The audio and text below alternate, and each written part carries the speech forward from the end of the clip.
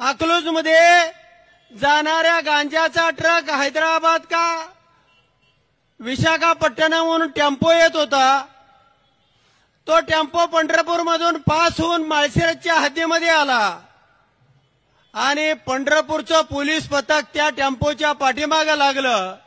माळशिरसच्या हद्दीमध्ये आल्यानंतर त्या ठिकाणी त्या टेम्पोला पकडण्यात आलं।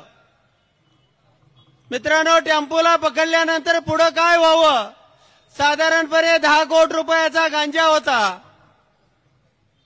ज्याने पाठलाग केला त्यांना तो गांजा सोडून द्यावा लागला।